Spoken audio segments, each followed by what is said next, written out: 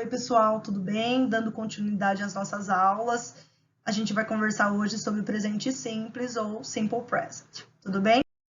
Então, eu coloquei uma timeline para vocês, que é bem básica, para a gente lembrar da posição do tempo presente, que equivale ao agora. Quando a gente começa a falar disso em português, fica meio que impreciso falar o que seria agora, né? Como que a gente delimita esse tempo? Em inglês, a gente tem uma maneira muito mais fácil de entender o uso. Então, o primeiro uso é verdade ou fato, ou seja, uma informação compartilhada por um grande número de pessoas. Por exemplo, os conhecimentos de um livro de história, eles são escritos no tempo verbal presente, porque uma série de pessoas conhece, os fatos são passados, mas um conceito de biologia, um conceito da informática, acaba sendo compartilhado, sendo uma verdade, tá? Eu coloquei um exemplo bem básico, I study at ETEC Comendador João Reis. Vocês estudam na ETEC Comendador João Reis. Eu coloquei I, pensando aí na primeira pessoa. Então, é um fato. Vocês são alunos da ETEC e há uma grande parcela de pessoas que conhecem sobre esse fato de vocês. O segundo uso são os hábitos, são as rotinas, aquilo que a gente faz com certa frequência. Aqui a gente precisa lembrar dos advérbios de frequência, tá? Depois eu vou até enviar uma lista para vocês, mas são esses que indicam a periodicidade que eu faço determinada atividade. Então, por exemplo, I have breakfast every day. Eu tomo café da manhã todos os dias. Então, eu posso falar da academia, posso falar de tomar banho ainda bem, escovar os dentes, e com que frequência eu costumo realizar essa atividade. Então, só para retomar, presente simples, 2 usos. Verdade, rotina. Tá? Rotina lembra aí dos hábitos que nós temos, por exemplo, ir à escola. Como eu formo uma oração de presente? Então, em inglês, sempre tenho que ter o sujeito. Eu só não vou ter sujeito se for imperativo, que é aquilo que a gente já aprendeu. Eu vou acrescentar S no verbo para o sujeito he, she, it e copio o restante da oração. I live em Barra Bonita, eu moro em Barra Bonita, mas she lives em Barra Bonita. Então, quando o meu sujeito for he, she ou it, eu preciso colocar S. Atenção! As regras do acréscimo do S vão ser como no plural. Então, terminado em Y precedido de consoante, troca por IES. Se terminar com CH, SH, coloque ES. Então, aquelas regras não serão esquecidas. Serão aplicadas quando o meu sujeito for he, she ou it. Então, esse é um foco de atenção para lembrar que sempre, para he, she, it, nós deveremos flexionar, mudar o verbo. Aqui para vocês a conjugação de um verbo no presente. Se a gente for pensar em português, é eu trabalho, você trabalha, ele trabalha, nós trabalhamos, né? Então, você acaba mudando as desinências verbais. No inglês é muito simples, a gente só vai mudar para he, she, it. Então, I work, you work, he works, she works, it works, e assim por diante. We work, you work, they work. Então, percebam que não há segredo na conjugação de um verbo em inglês no presente. Eu só preciso lembrar que o meu sujeito, quando for ele ou ela, eu preciso colocar S. Como professora, lembrando das regras do plural. Então, eu coloquei um exemplo aqui. This is Lisa, she's my sister. She likes music, she goes to a music course, she plays the saxophone very well. Então, essa é a Lisa, ela é minha irmã, ela gosta de música, ela vai para o curso de música e ela toca saxofone. Então, like, regra geral, só coloquei S.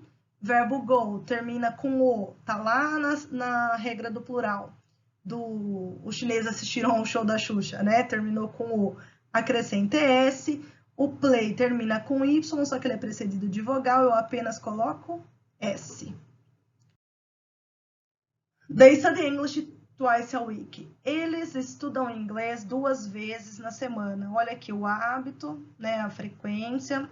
Só voltando no da Lisa, a gente tem um fato, informações sobre ela. Aqui, então, eu não coloco S, porque o meu sujeito é they. Todavia, na figura abaixo, he studies English every day. Então, todos os dias ele estuda inglês. Y, meu Y ficou horrível, precedido de consoante. a gente coloca IES, porque o study é com Y. Que canetinha ruim, gente, mas vocês entenderam o que eu quis dizer. Vou até apagar que ficou horrível, tá? Na negativa, continua a regra, né? Sujeito, mais o auxiliar, que é do not ou don't, que é a forma abreviada, ou does not, doesn't, para he, she, it, mais restante da oração. A gente não colocava S no he, she, it, nós vamos usar o auxiliar com S para he, she, it. I don't study English every day. She doesn't study English every day. Então, eu preciso, do mesmo jeito que eu colocava S, trocar o auxiliar. Observem que o verbo study não tem S, porque já está marcado o tempo verbal no meu auxiliar.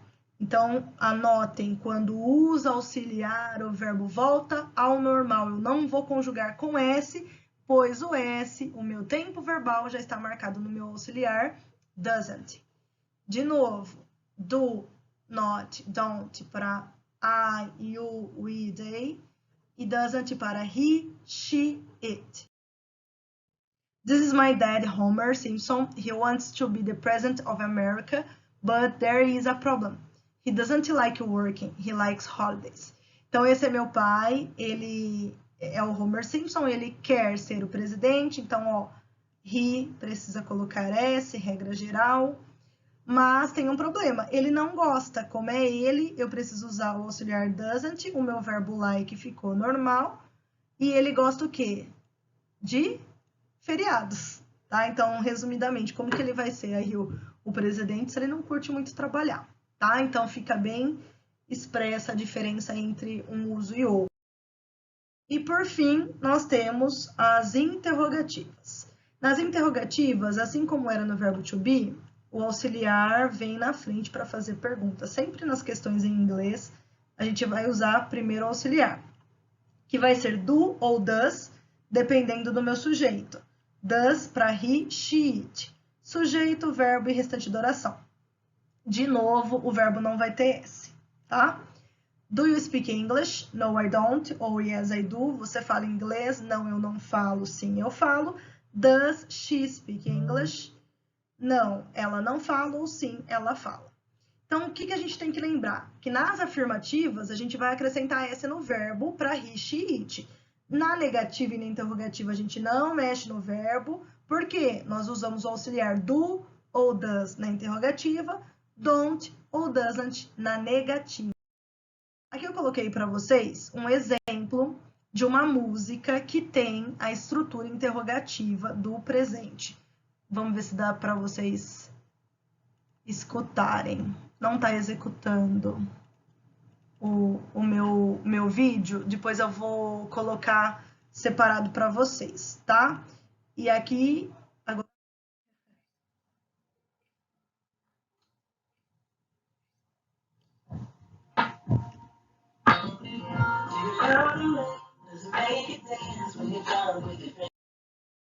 E é isso, tá? Então, agora vocês vão fazer a lista de exercício que eu escolhi para vocês. E espero que qualquer dúvida vocês me procurem.